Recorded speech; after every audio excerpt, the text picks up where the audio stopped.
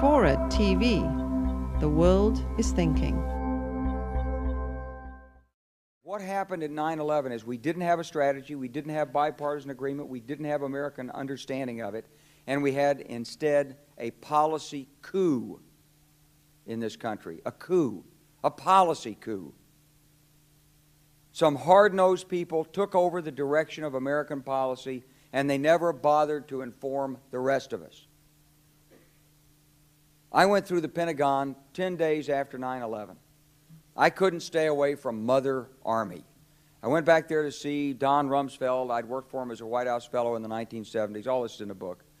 And I said, am I doing okay on CNN? He said, yeah, fine. He said, I'm thinking about it. He says, I read your book, and he said, this is a book that talks about the Kosovo campaign. And he said, I just want to tell you, he said, nobody's going to tell us where or when we can bomb. Nobody.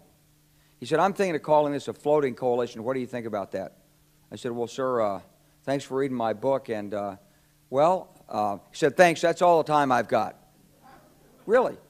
And I went downstairs. I was leaving the Pentagon, and an officer from the Joint Staff called me into his office and said, I want you to know, he said, sir, we're going to attack Iraq. And I said, why? He said, we don't know.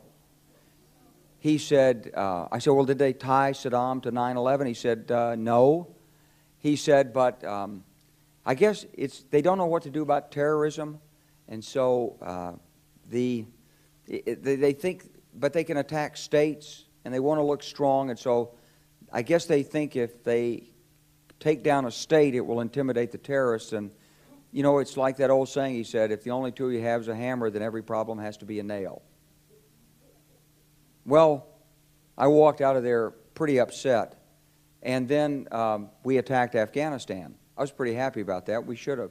And then I came back to the Pentagon about 6 weeks later. I saw the same officer. I said, why haven't we attacked Iraq? We still going to attack Iraq? He said, oh, sir. He says, it's worse than that. He said,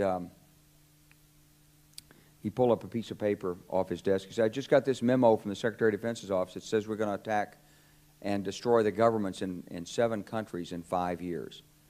We're going to start with Iraq, and then we're going to move to Syria, Lebanon, Libya, Somalia, Sudan, and Iran. I said, 7 countries in 5 years. I said, is that a classified memo? He said, yes, sir. I said, well, don't show it to me. He was about to show it to me. He said, because I want to talk about it.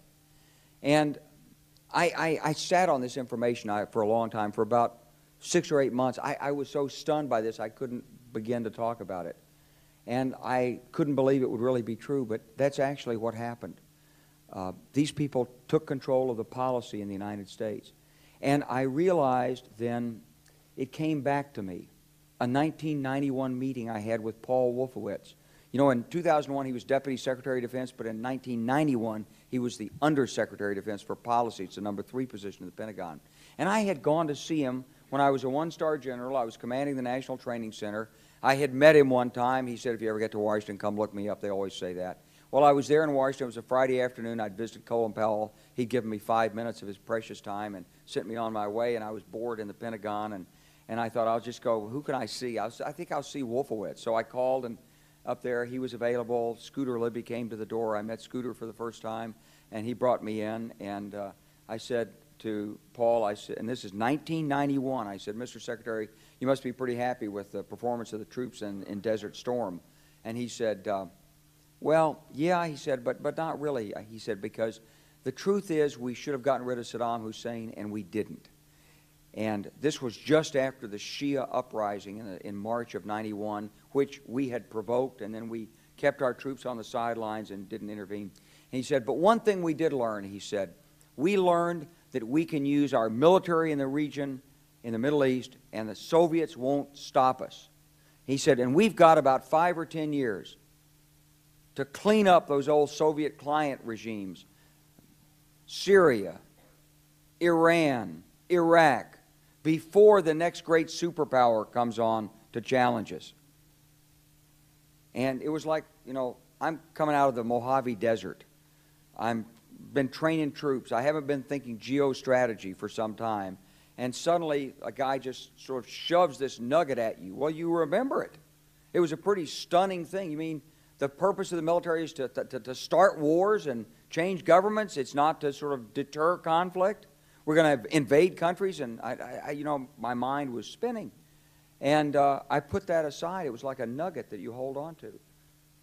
This country was taken over by a group of people with a policy coup.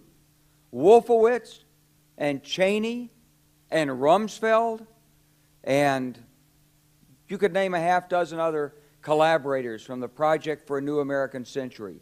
They wanted us to destabilize the Middle East, turn it upside down, make it under our control. It went back to those comments in 1991. Now, did anybody ever tell you that? Was there a national dialogue on this? Did senators and congressmen stand up and denounce this plan? Was there a full-fledged American debate on it? Absolutely not. And there still isn't. And that's why we're failing in Iraq. Because Iran and Syria know about the plan. All you have to do is read the Weekly Standard and listen to Bill Kristol, and he blabbermouths it all over the world. Richard Pearl the same way. They could hardly wait to finish Iraq so they could move into Syria. It was like a laydown. Oh, our legions are going to go in there. This wasn't what the American people voted George Bush into office. Well, they didn't actually vote him into office, but it wasn't what many of the people who... It wasn't what he campaigned on. He campaigned on a humble foreign policy, the most arrogant foreign policy in American history. He campaigned on no peacekeeping, no nation building, and here he is with Afghanistan and Iraq. It's astonishing. So the root of the problem is not how many troops are in Iraq. Please believe me. Don't be mad, if you're a Democrat, at your Democratic congressman because they can't reduce the troops and frustrate the president. That's not the issue. And if you're a Republican, don't be mad at the Democrats because they're fussing with the troops. Whether you're a Democrat or a Republican, if you're an American, you ought to be concerned about the strategy of the United States in this region. What is our aim? What is our purpose? Why are we there? Why are Americans dying in this region? That is the issue.